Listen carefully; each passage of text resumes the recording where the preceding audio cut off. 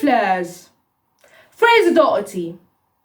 Fraser Doherty from Edinburgh, Scotland, loved his grandmother's jam.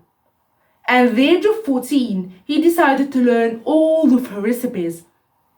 However, Fraser was soon coming up with his own flavors, and they were so tasty that he was making 1,000 jars of jam a week to sell in his neighborhood. Fraser soon realized that jam making could be a lucrative business, and he wanted to move to a factory, so he spoke to various jam manufacturers. Unfortunately, although they liked his recipes, they told him he was too young.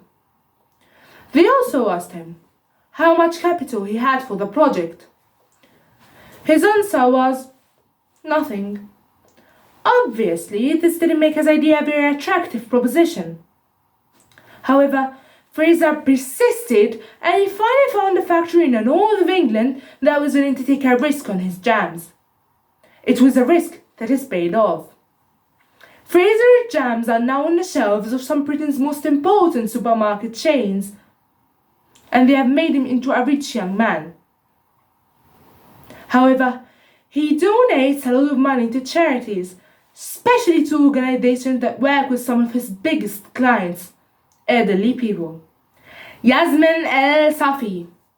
Even though the teenage magazine market is enormous, what do you do if you think that the mainstream media doesn't deal with the topics that interest you? As far as one American Egyptian girl was concerned, there was only one answer: write, edit, and produce your own magazine. Yasmin El-Safi from California published the first edition of MG magazine in 2005 when she was almost 14.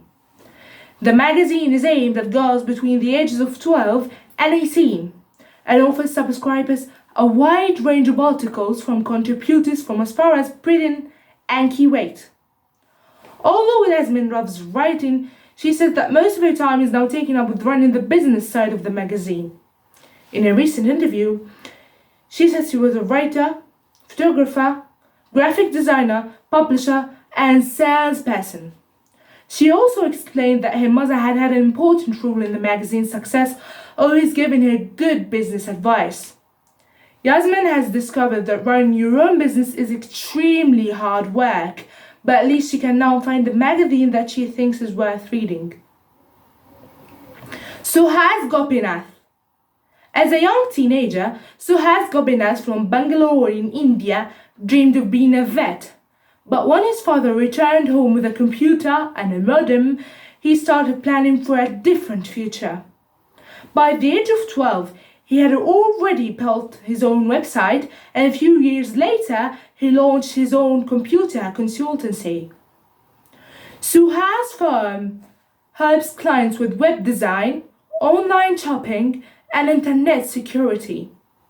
The company is constantly growing, and as a result, Suhas is always looking to recruit new staff. But if you are 25, don't apply for a job. Suhas, who was at one time the world's youngest CEO, chief executive officer, told the local newspaper that he wanted to work with young colleagues. He also added he wasn't too worried about an applicant's qualifications and claimed that enthusiasm was more important than exam results. So far, Suhas' recipe of youth and eagerness seems to be working for him, as his company now has 11 branches around the world, and he was voted Young Global Leader by the World Economic Forum in 2008.